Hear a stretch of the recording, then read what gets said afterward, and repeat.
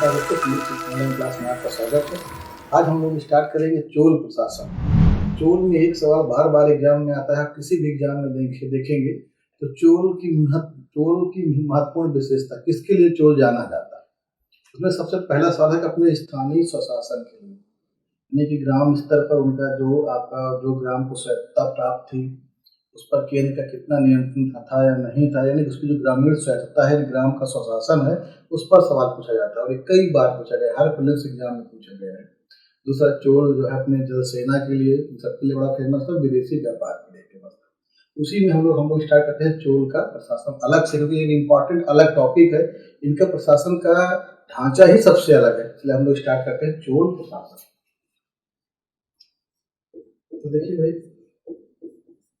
चोल प्रशासन में सबसे पहले देखिए हम लोग केंद्र देखेंगे, केंद्र के बाद प्रांत, प्रांत के बाद मंडल,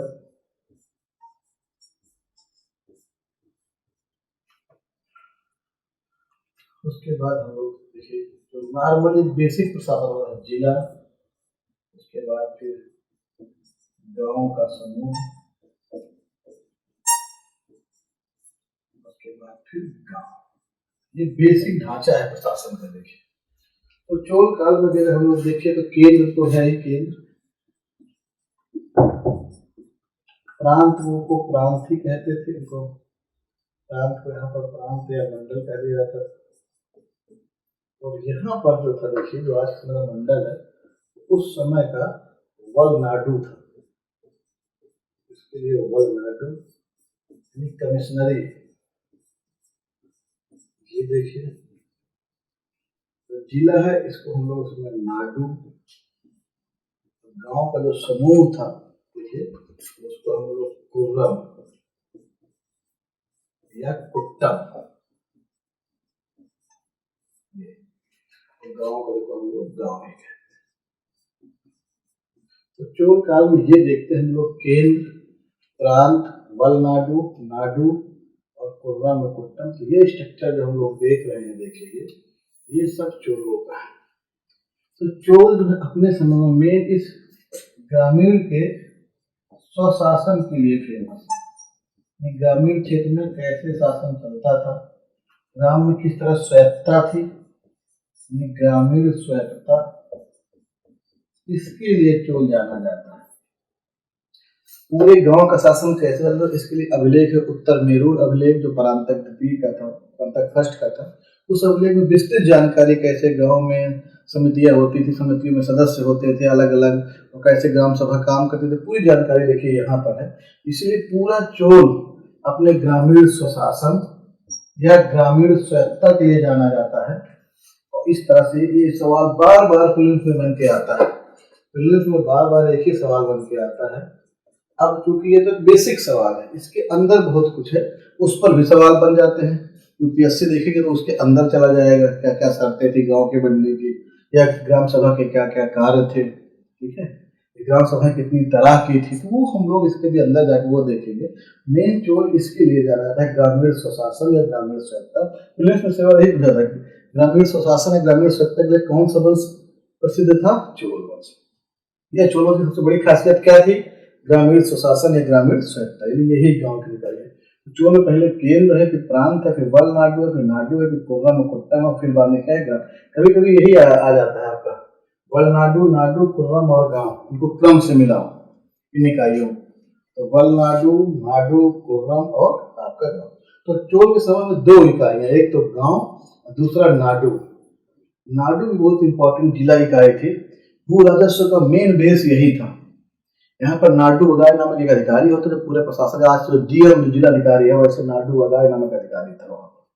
पूरे नाडु के सभा को नट्टार कहा जाता था, उसमें पूरे नाडु क्षेत्र के बड़े बड़े कृषक, संपन्न कृषक थे, वो सब इसके सदस्य हुआ करते थे। एक तरह से देखा जाए तो सेंटर में जिस तरह से केंद्रीकृत था, यहाँ काफी हद तक विकेंद्रीकृत लक्षण नजर आते हैं यहाँ पर। तो हम लोग को एकदम ये जो कुर्रम यानी जो नाडु वाला कॉन्सेप्ट है, ये पल्लव काल का था, इसको सुव्यवस्थित करना, उसको और अधिक जो है आपका व्यवस्थित प्रशासन का आधार बना देना, ये सब किसने किया, चोलों ने किया। वलनाडु इसकी जो खोज चोलों ने की थी, पल्लव काल में आपको वल्लाडू नहीं मिलेगा, जबकि नाडु मिल जाएगा। तो हम एक एक स्टार्ट से पहले केंद्र को स्टार्ट करते हैं। तो केंद्र में देखिए, को पढ़ने के लिए बस तो जानने के लिए केंद्र में 3 चीजें हैं। एक तो केंद्र में राजा, दूसरा युवराज, तीसरा यहाँ की जो नौकरशाही।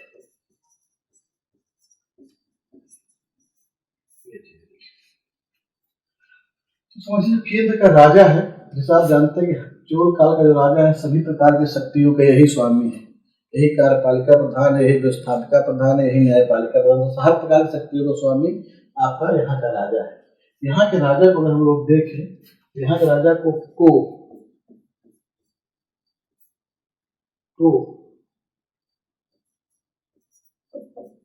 पेरुमाल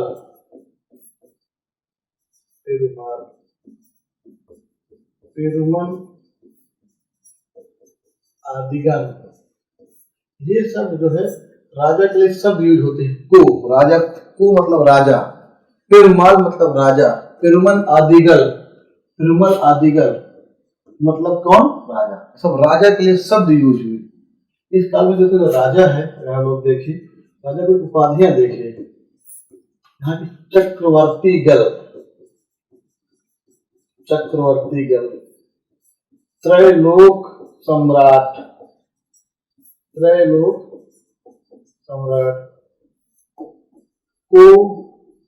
कोनमयी कीड़न, राजाओं का राजा, अदयार, ये सब राजा की उपाधियां थी। यहाँ के राजा चक्रवर्ती गल, त्रैलोक सम्राट, कोनमयी कीड़न, उदययार, ये सारी जो उपाधियां राजा का धारण करता था। इस समय के जो राजा थे देखिए, ये अपना राज्याभिषेक शुरुआत में देखो तंजौर में, उसके लिए राजधानी में राज्याभिषेक होता था। गंगैकोंड चोल जब राजधानी बन गई। अब कुछ लोगों को हमको पढ़ा था राजा धीराज ने कहाँ करवाया था? कल्याणी में। युद्ध क्षेत्र तक में राज्याभिषेक हुए, हम लोगों ने पढ़ा है किसका? वीर राजेंद्र का। तो इस सब आप देख सकते हैं। यहाँ तक कि जब आपका चिदम्बरम मंदिर में भी राज्याभिषेक हुए हैं, और तो और कांचीपुरम में भी। तो ये सारे देखे हम लोग, राजा अपना राज्याभिषेक कराता था। यहाँ का जो राजा था उसको को कहा जाता था, या पेरुमाल कहा जाता था, या पेरुमल आदमी कहा जाता था। राजा की उपाधियां भी थी, राजा अपना राज्याभिषेक कराता था। चाओ जुकुआ नामक एक चीनी यात्री, उसने चोरों के बारे में बताया है। चाओ जुकुआ, उसने बताया चोर का जो राजा था उसके अंगरक्षक जो थी वो महिलाएं हुआ करती थी, जैसा कि मेगास्थनीज ने बताया था आपका चंद्रगुप्त मौर्य के बारे में। तो उनकी जो अंगरक्षक जो थी वो महिलाएं थी, उसके बारे में बताया भी गया है, क्यों थी ऐसा, क्या था वो अलग बात। ठीक है, हम लोग वहाँ डिस्कशन किया वीडियो में। इसके अलावा स्नानागार, भोजनालय, इन सब का जो हेड थी वो कौन थी भाई? महिलाएं थी। इस तरह से चोल काल का जो राजा था वो एक जो है आपका वैभवशाली जीवन व्यतीत करता था। और सबसे अच्छी बात यह थी वो अपने जीवन काल में ही अपने युवराज का चयन कर देता था। जैसे जब हम लोग युवराज को देखेंगे तो युवराज समझिएगा जीवन काल में ही चोल राजा के द्वारा अगले युवराज का चयन कर लिया जाता था।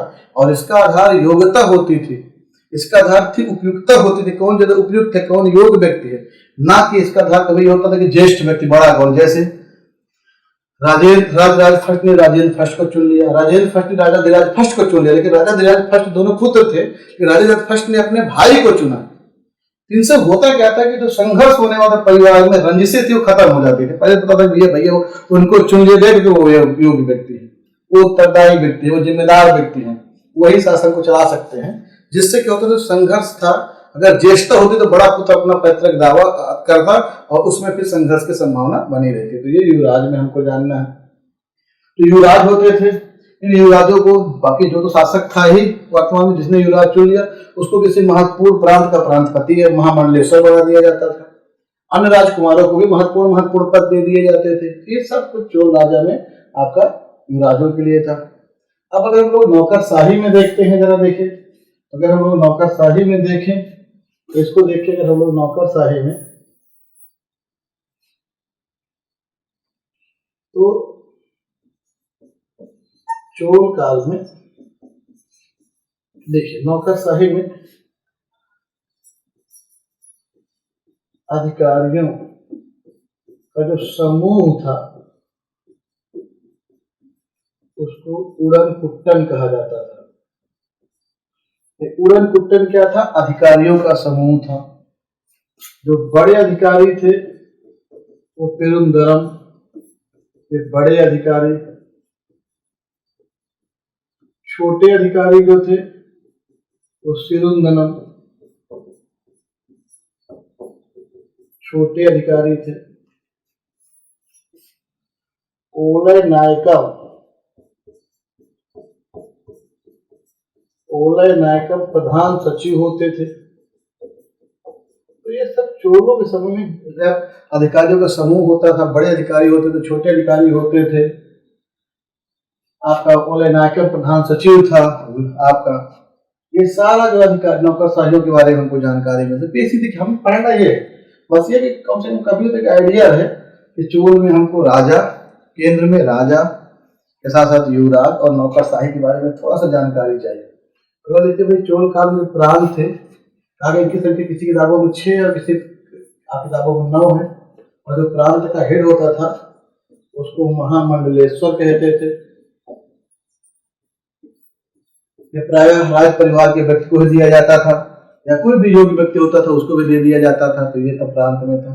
अब हम लोग वलनाडु में आते हैं। वलनाडु देखिए जो थी वो कमिश्नरी के रूप में थी। इसको डेवलपमेंट चोलों ने किया था। एकदम इसका प्रशासन में बहुत बड़ा योगदान, जितना नाडु को उतना महत्व इसका नहीं था, लेकिन वलनाडु कमिश्नरी के रूप में थी और इसको चोलों ने विकसित किया था। तो चोलों की संकल्पना थी ये। आज भी हम देखते हैं कमिश्नरी व्यवस्था हमारे यहाँ पे लागू है, जिसको हम लोग मंडल या आपका कमिश्नरी कहा जाता है। अब हमारी जो मेन हमारी इकाई आती है नाडु। फिर हम लोग इस टॉपिक पर आते हैं। अब हम लोग स्टार्ट करते हैं नाडु। नाडु में एग्जाम के लिए इंपॉर्टेंट है। देखिए, नाडु मतलब वर्तमान का जिला। नाडु जो थी भू राजस्व दृष्टिकोण से, भू राजस्व दृष्टिकोण से सबसे महत्वपूर्ण संस्था थी। सबसे महत्वपूर्ण संस्था मतलब इसी स्तर पर भू राजस्व का कलेक्शन किया जाता था नाडु पर। नाडु के स्तर पर ही भू राजस्व की सबसे महत्वपूर्ण जो है संस्था थी। नाडु वगाए, नाडु वगाए नामक जो अधिकारी था वगाए, ये यहाँ का प्रशासन पूरा देखता था। पूरे जिले में, पूरे नाडु में प्रशासन की जिम्मेदारी से नाडु वगाए को थी। और यहीं पर तोंडवान नामक एक अधिकारी है। देखिए, ये कर वसूलने की जिम्मेदारी थी इसको।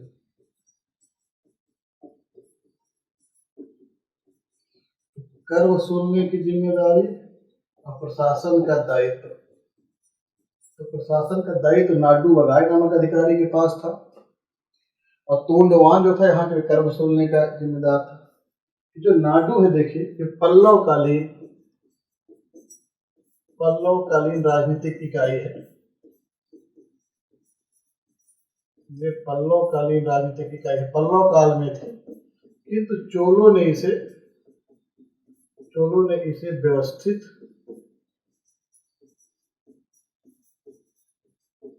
एवं पुनर्स्थापित किया। तो चोलों ने इसको व्यवस्थित रूप दे दिया, पुनर्स्थापित कर दिया। किसको भाई? आपका नाडु को। अब जो नाडु थी देखिएगा, इस पूरे नाडु की एक संस्था थी। नाडु की एक संस्था थी, इसको नट्टार कहते थे। नट्टार, इनकी सभा थी। देखिए, पूरे नाडु की सभा नट्टार थी। और यहाँ पर जितने भी कृषक कृषक थे, जितने भी संपन्न कृषक थे, वो अधिकतर इसके मेंबर होते थे। ये लोग निर्णय लेते थे कि नाडु में कैसे काम किया जाए, सलाह देते थे। सलाहकारी संस्था के रूप में यहाँ पर क्या थी? नट्टार। तो नाडु की सभा क्या थी? नट्टार। और इस संस्था को अधिकार था, एक कर था नाडु विनियोगम। पूरे नाडु के खर्च के लिए नाडु विनियोगम नामक कर लगा सकती थी।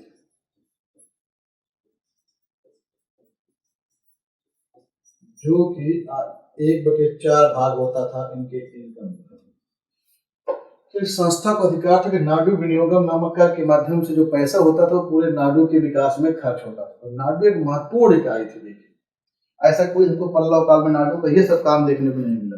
तो यद्यप वहाँ पे नाडु था, लेकिन नाडु के अंदर एक संस्था का होना, उसमें सभी स्थानीय लोगों को, उसका संपन्न लोगों को उसका मेंबर होना, एक नाडु वगाई और तोंडवान नामक अधिकारियों की नियुक्ति होना, भू राजस्व दृष्टिकोण के से सबसे महत्वपूर्ण इकाई होना, ये सब कुछ किसने किया था? चोलों ने। इसीलिए कहा जाता है चोलों ने नाडु नामक जो इकाई थे, खंडीय राज संकल्पना में आता है। तो मेंस का टॉपिक हो, यहाँ पर वो डिस्कशन नहीं करेंगे। तो इस तरह हम लोग देखें, नाडु एक इम्पॉर्टेंट हिस्सा है आपका चोल के प्रशासन। लेकिन चोल का प्रशासन और भी मोस्ट इम्पॉर्टेंट हो जाता है ग्राम स्वशासन के लिए। ये तो बेसिक था, क्योंकि कुछ नया है, हमने देख लिया। नाडु के नीचे लिखे रहेगा कुर्रम। कुर्रम इन्हीं को कुट्टम कहते हैं। कुछ नहीं था, एक गांव का समूह था, गांव का समूह। जैसे हम लोग आज जिले के अंदर तहसील देखते हैं या ब्लॉक देखते हैं, वो जो ब्लॉक थे, तरह से तहसील था, कुर्रम में कुट्टम तक गांव का समूह। तहसील में वाले 200 गांव 300 गांव हो गए। तो बड़े गांव का समूह को तनियूर कहते थे। बड़े गांव के समूह को तनियूर कुट्टम कहते थे। तनियूर कुट्टम। बड़े गांव के समूह को कुर्रम या कुट्टम कहा जाता था, लेकिन ये कोई प्रशासनिक इकाई के रूप में नहीं थी, जितना कि महत्व नाडु का था। अब हम लोग स्टार्ट करते हैं। देखिए भाई, गांव, ग्राम। ये जो ग्राम थे, अपने स्वशासन और स्वायत्तता, ये दोनों के लिए प्रसिद्ध थे पूरे इतिहास में।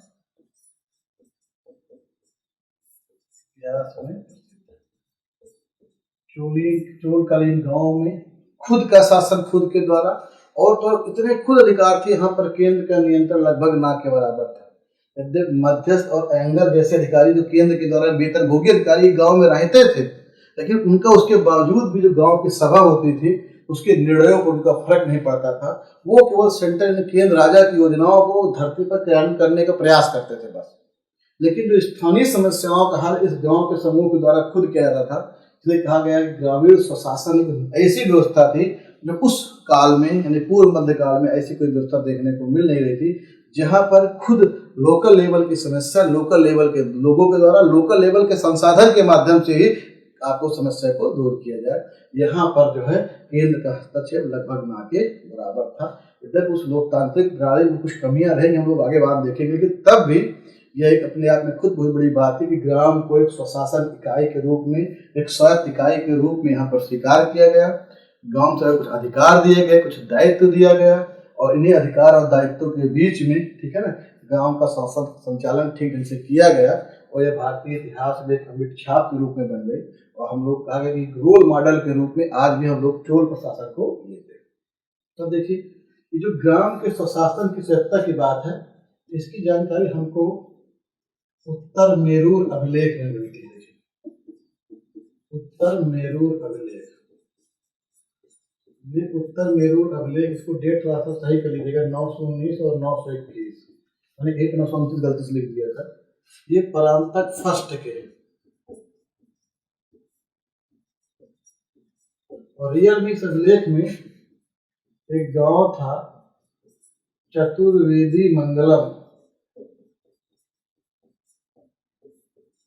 के शासन की व्यवस्था की जानकारी थी, और जिसको रोल मॉडल माना गया पूरे चोल काल में। मतलब ये जो था इस गांव का था, कि हर जगह था, लेकिन एक उदाहरण इस गांव का था।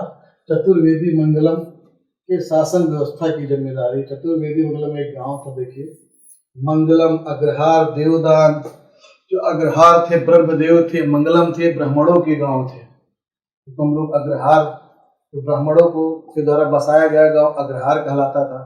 जो गांव किसी ब्राह्मण को दे जाए उसको ब्रह्मदेव कहते थे। ये सब जो किसी मंदिर को दे दे उसको देवदान कहा जाता था। ये सब जो गांव थे, ये सब ब्राह्मणों के गांव थे। अब हम लोग देखें इसी में जो गांव है, देखिए ये गांव 3 तरह के हमको देखने को मिलते हैं। एक पूर्व, एक सभा या महासभा,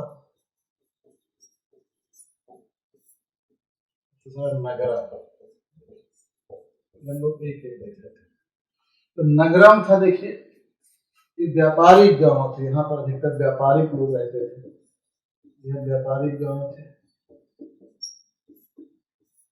इन गांवों को जैसे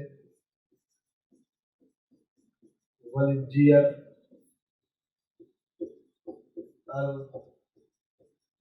जुड़म, मणिग्रामम, ये सब व्यापारियों के गांव थे। इन व्यापारियों के गांवों को वीरपत्तनम कहा जाता था। वीरपत्तनम, व्यापारिक गांव को वीरपत्तनम कहते थे। एक बार पूछा गया मणिग्रामम क्या था, व्यापारियों का गांव था, व्यापारियों को समूह भी कहलाता है। अल अजुड़म, वलंजियर, ये सब व्यापारिक गांव थे। तो गांव में ये थे, लेकिन इन गांव के लिए अलग से कोई संस्थाएं या सभाएं नहीं होती थी। उसी तरह से जो उर था, देखिएगा ये उर, ये सामान्य गांव थे, सामान्य गांव है जहाँ हर वर्ग के लोग रहते हैं। और इस गांव में इस गांव का संचालन के लिए एक सभा होती थी, उसको आलगुड़म कहा जाता था। आलगुड़म संस्था से गांव का शासन। तो आप पूछ सकता है कभी कि आलगुड़म नामक सभा या संस्था किस गांव से जुड़ी थी? तो उर गांव। उर ये जनसामान्य के गांव थे, यहाँ पर हर वर्ग के लोग थे। और ये जो आलगुड़म नामक संस्था है, देखिए इसके जो सदस्य होते थे, ये दो लोग, गांव का कोई भी वयस्क व्यक्ति होगा, वयस्क व्यक्ति वो इसका मेंबर होगा। अगर कर देता है, टैक्स देता है, टैक्स पे ही इसका मेंबर होता है। और इसके माध्यम से गांव का शासन चलाया जाता था, अलगुड़म के माध्यम से। लेकिन जो मेन चोलों का शासन प्रशासन है, वो सभा या महासभा के नाम से जाना जाता है। सभा मतलब जहाँ पर छोटा सा गांव है, महासभा मतलब जहाँ पर बड़ा गांव है। और वहाँ पर हो सकता है वो गांव और कोई दूसरे गांव को के बारे में जो भी जिम्मेदारी है उसका भी निर्वहन कर रहा है। महासभा के अंदर पुर और सभा दोनों भी हो सकते हैं, कुछ पुर का एरिया हो सकता है, कुछ आपका सभा का भी एरिया हो सकता है। तो मेन हमारा मोस्ट इम्पॉर्टेंट पोर्शन ये है, वो इसको पढ़ने जा रहे हैं। तो आपको मैंने बेसिक बता दिया। चोल पूरे इतिहास में अपने ग्रामीण शासन सुशासन के लिए जाना जाता है। उत्तर मेरू अभिलेख में इसकी जानकारी मिलती है। चतुर्वेदी मंगलम गांव की जो शासन व्यवस्था थी, वही इसका पूरा का पूरा आधार बन गई। नगरम व्यापारिक गांव थे, वलंजियर, अजुड़म, मणिग्रामम ये व्यापारिक गांव थे, इनको वीरपत्तनम कहा जाता था। उर सामान्य गांव थे, गांव तीन तरह के थे, या तो उर, या तो सभा, या तो नगरम व्यापारियों गांव, या तो सामान्य गांव, या तो भी सभा। ये जो गांव थे वो ब्राह्मणों के गांव थे, ये ब्राह्मणों के गांव थे। या तो अग्रहार थे, या तो ब्रह्मदेव थे। ब्रह्मदेव, अग्रहार मतलब जिनको ब्राह्मणों के द्वारा बसाया गया हो, और ब्रह्मदेव मतलब जो गांव ब्राह्मणों को दान दे, राजा ने गांव ब्राह्मण को दान दे दिया तो ब्रह्मदेव गांव कहलाया। या जो गांव ब्राह्मणों ने स्वयं अपने पुरुषार्थ से बसाया वो अग्रहार कहलाया। तो जो भी था वो सब वहां पर सभा और महासभा थी। तो हम लोग स्टार्ट करते हैं सभा और महासभा। तो अगर हम लोग गांव ले, गांव में जो सभा है, देखोगे यहाँ पर सभा या महासभा। पहली बात देखिए, लोग इस तरह समझते हैं, जब ये मान लेते हैं कोई एक यक्ष गांव है, ये देखिए ये कोई गांव, तो अगर ये गांव है, देखिए इस पूरे गांव को पहले 30 वार्डों में विभक्त कर दिया जाता था। पूरे गांव का शासन कैसे चलता था? पूरे गांव को पहले जो है 30 वार्डों में बांट लेते थे। 30 वार्डों में बांट लिया गया पूरे गांव को, 30 वार्ड बन गए।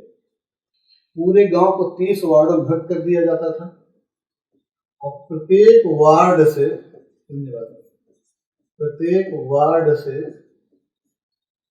एक सदस्य का चयन होता था। अब देखिए मान लीजिए ये कोई एक ए वार्ड है और इस ए वार्ड में से अगर चयन होना है और इसमें से मान लीजिए 8 लोगों ने दावेदारी प्रस्तुत की हमको एज ए वार्ड मेंबर यहाँ पर नियुक्त किया जाए, 8 लोगों का नाम लिख दिया जाता था। एक अगर सिंगल है तो निर्विरोध हो गया, अगर एक से अधिक लोग हैं तो उन सबको मिला के उनके नाम की पर्चियाँ लिख दी जाती थी। उसके बाद एक अबोध बालक को बुलाया जाता था और उन्हीं में से एक नाम ऊपर निकाल लिया जाता था और जो व्यक्ति चयनित हो जाता था उसमें देखिएगा जिनका मनोनयन हो गया, जो चयनित हो गया, वो व्यक्ति जो है यहाँ पर जो है आपका इस वार्ड का एक मेंबर बन गया, गांव का एक सदस्य बन जाएगा। इस तरह से अगर हम लोग देखा जाए प्रत्येक वार्ड से सदस्य का चयन अबोध बालक द्वारा, समझिए बात बहुत अच्छा, अबोध बालक द्वारा लॉटरी पद्धति से होता था। तो ये समझिए, तो इस तरह देखा जाए तो मनोनयन हो गया, उसका निर्वाचन नहीं हो, उसका चुनाव नहीं हुआ, चयन हो सकता है, कह सकते हैं चुन लिया गया वो। देखिए उसका निर्वाचन होना मतलब उसमें लोग पार्टिसिपेट करें, बाद में वो जीते तो निर्वाचन नहीं है ये। एक तरह से अगर देखा जाए तो चयन, तो उसका चयन होता था। तो सवाल ये बनता है पहली बात कि जो व्यक्ति है, देखिए जो भी यहाँ पे खड़ा हो सकता है, देखो समझ पूरे गांव को 30 वार्डों बांट दिया जाएगा और इस तरह देखा जाएगा तो पूरे गांव से कुल 30 सदस्य निकल आएंगे। देखिए 30 सदस्य का चयन हो गया। समझिए बात। अब सवाल ये है कि जो ये व्यक्ति आ रहा है, जिनका चुनाव हो रहा है, या जो व्यक्ति खड़े हो रहे हैं किसी वार्ड से, तो कौन लोग, क्या शर्तें हैं खड़ा होने के लिए? क्या सब आदमी खड़े हो सकते हैं? तो नहीं, कुछ शर्तें हैं। इन्हीं शर्तों को समझेंगे तो हम देखेंगे कितना लोकतांत्रिक था या कितना लोकतांत्रिक नहीं है।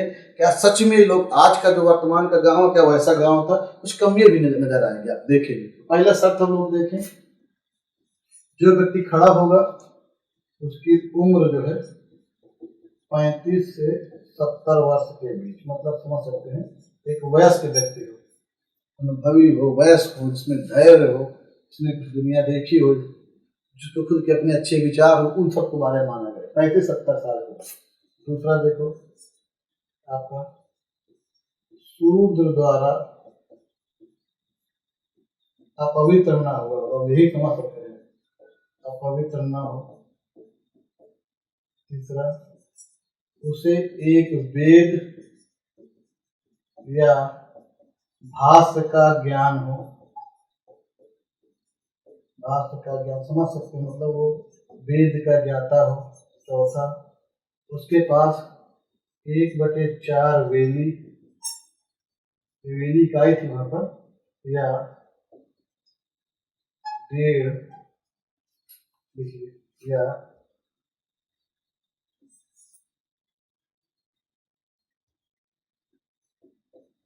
1.5 एकड़ जमीन हो, ये देखिए। पांचवा स्वयं का घर हो, देखिए सत्य। छठा 3 वर्ष पूर्व समिति का सदस्य न रहा हो। सातवां व्यभिचारी, लोभी, आय व्यय का घोटाला करने वाला, ये कुछ ना हो। तो मतलब देखा जाए तो ये शर्तें, अगर ये कोई शर्तों को फुलफिल करता था वही व्यक्ति खड़े हो सकते थे। यही पर हम देख सकते हैं उम्र, चलिए ठीक है।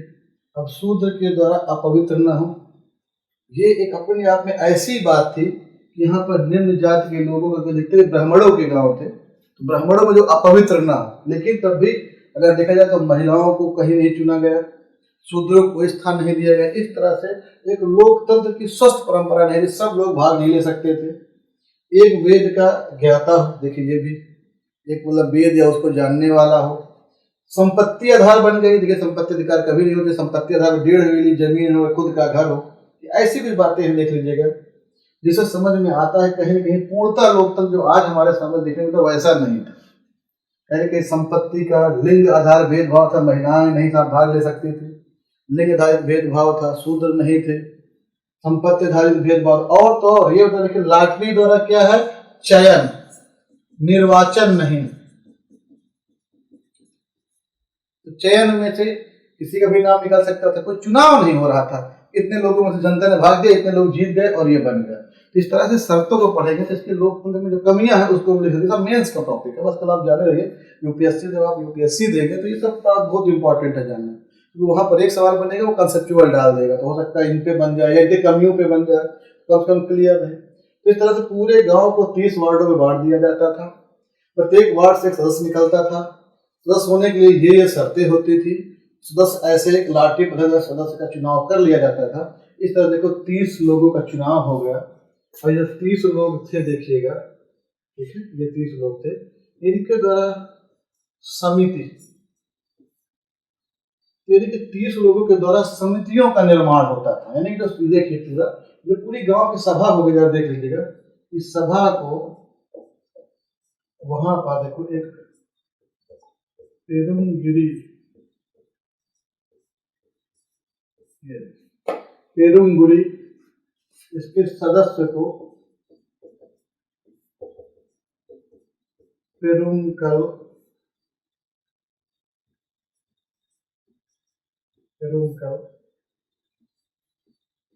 समिति को वरीयम।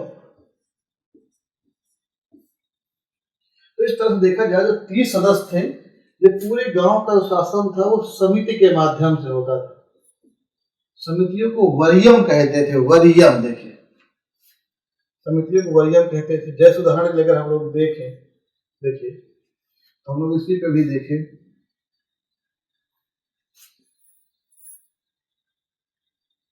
ये देखिए अगर हम लोग समिति को भी देखें तो समितियों में समवत,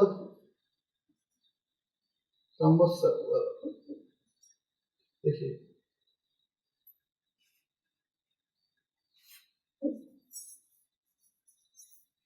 अब देखिए हम पूरे जो आपका गांव का शासन था वो समितियों के माध्यम से, जैसे तोटवरियम,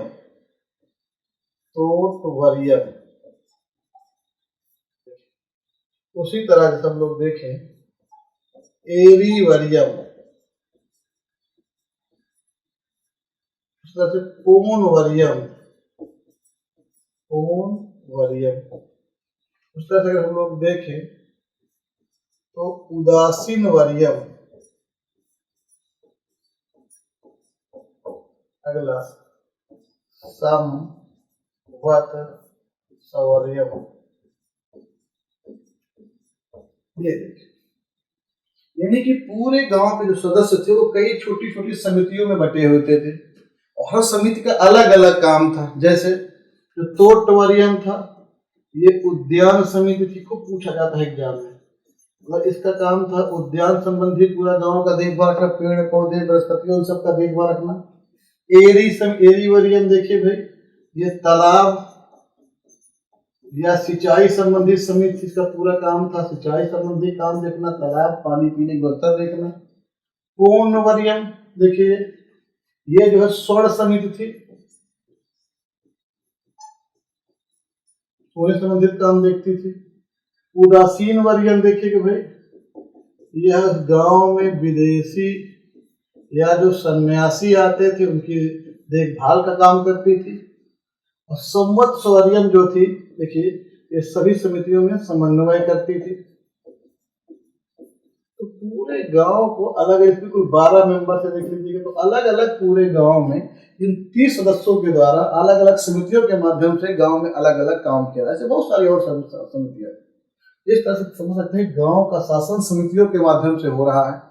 अलग अलग समिति अलग अलग कार्यों के लिए जिम्मेदार है, उसमें उससे दक्ष और अनुभवी व्यक्ति को वहां पर नियुक्त किया जाता है और समितियों के माध्यम से काम कराया जाता है। अब देखिए जो भी सदस्य चयनित होकर गया है, वे जो भी सदस्य देखिए आया है, ये जैसे 30 सदस्यों का चयन होता है तो सदस्यों का कार्यकाल सुनिएगा, सदस्यों का कार्यकाल 3 वर्ष है, लेकिन समिति का कार्यकाल 1 वर्ष है। ये दोनों में अंतर है। लेकिन 1 वर्ष के बाद तो टवरिया में जितने समिति मेंबर है वो चेंज भी होते रहते हैं।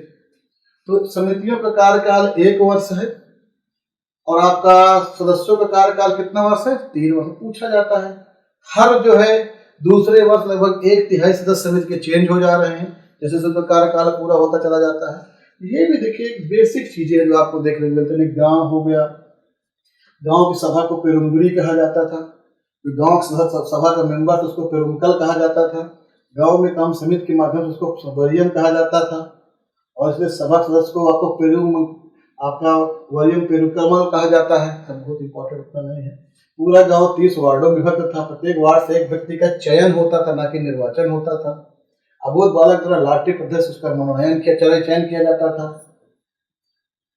कौन कौन शर्तें हैं आप देख सकते हैं। ये शर्तें थी, शर्तों में क्या क्या कमियां थी हम लोगों ने डिस्कशन किया। पूरा गांव का काम इन समितियों के माध्यम से होता था, जिसमें 30 मेंबर अलग अलग समितियों के सदस्य हुआ करते थे। सदस्यों का कार्यकाल 3 वर्ष था, जबकि समिति का कार्यकाल 1 वर्ष था। अब सवाल था ये पूरा जो ग्राम सभा है, ये पूरी ग्राम सभा ये जो पूरी ग्राम सभा है इसको पेरुमगुरी कहते हैं, जो कि 30 लोगों की मदद से काम कर रही है। गाँव में बहुत सारे और लोग हैं। सभा के कार्य क्या है? सभा के जब हम लोग देखें जो ग्राम सभा है, सभा को देखिए भाई, पहली बार सभा या महासभा बेसिक हम लोग देख चुके हैं। देखिए इनकी बैठकें, सभा की जो बैठक हैं, देखिए भाई ये तो मंदिर के किनारे हो रही हैं या वृक्ष के नीचे हो रही है। बड़ा सा पीपल का कोई पेड़ है उसके नीचे हो रहा है, या तालाब के पास किनारे हो रहा है। तो ये सब चीजें गांव का जो भी सार्वजनिक स्थान होता था वहां पर सभा की बैठकें होती थी, सारे लोग इकट्ठा होते थे, निर्णय लिया जाता था। और तो सभा का अगर हम लोग कार्य देखें, सभा के क्या क्या कार्य थे, इस पर भी यूपीएससी सवाल को पूछा जाता है। तो पूरे जितने भी ग्रामवासी थे, सुनिए, ग्रामवासी के ऊपर कर लगाना, सुनिए, कर वसूलना, यानी कि पूरे गांव वासियों पर या उनकी जमीन पर जिन पर कर लगाना, कर को वसूलना, राजकोष में जमा करना, ये सब काम सभा का था।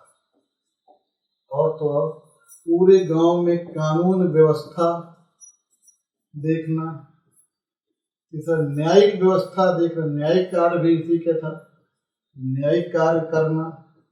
चौथा सिंचाई की व्यवस्था करना, ये सारा काम इसी का देखेगा। पांचवा भूमि वितरण एवं बंदोबस्त का काम।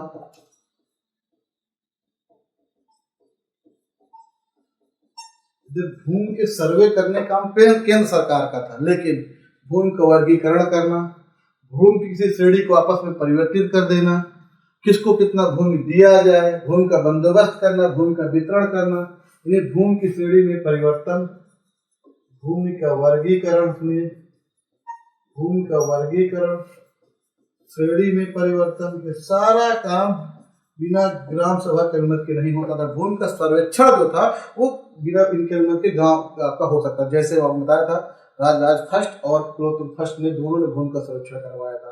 राजा फर्स्ट ने 1 बार, कुलोत्तुंग फर्स्ट ने 2nd बार। तो भूमि का वितरण, भूमि का बंदोबस्त, भूमि का वर्गीकरण, भूमि की श्रेणी में परिवर्तन, सब काम किसका था? यहाँ का। इसको जरा और देखें, मंदिरों का निर्माण, मंदिर का निर्माण, उनका जीर्णोद्धार,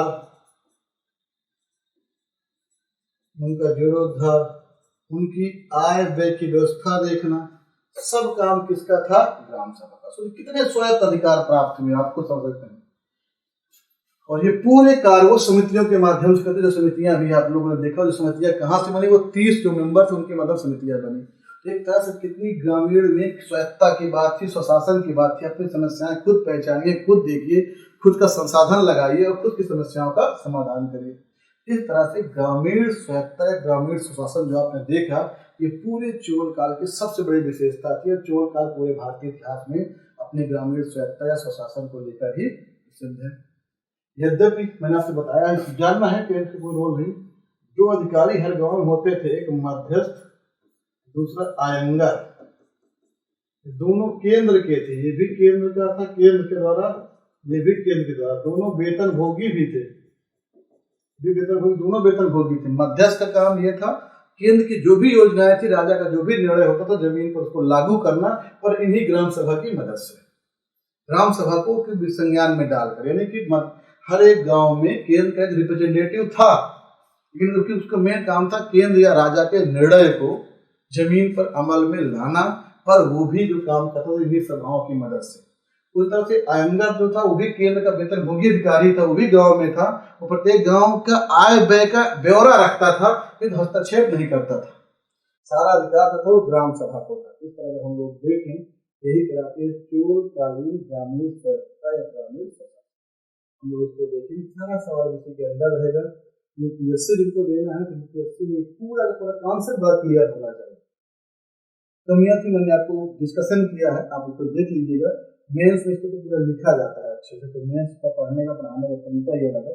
तो जो भी प्रीलिम्स वाले ज्यादा पोस्टर पर ज्यादा जोर दे रहे हैं, जब कुछ महत्वपूर्ण पर जरूर उसको टच करने रहे, लेकिन वो टॉपिक वो पढ़ाने का ढंग, वो पूरा सिनॉप्सिस बनाना, एक एक डिस्कशन करना, कैसे लिखना, वो एक अलग चीज है। तो हम लोग जब कभी मेंस में क्लास होगा तो हम लोग अलग से देखते हैं, ये हम लोग इसको देखते हैं। इस तरह से मेरे हिसाब से अब चोर पूरा टॉपिक कंप्लीट होता है। 3 वीडियो चोर में लगे, 3 वीडियो का अच्छे से देखिएगा। चोर का कोई भी सवाल है उसके बाहर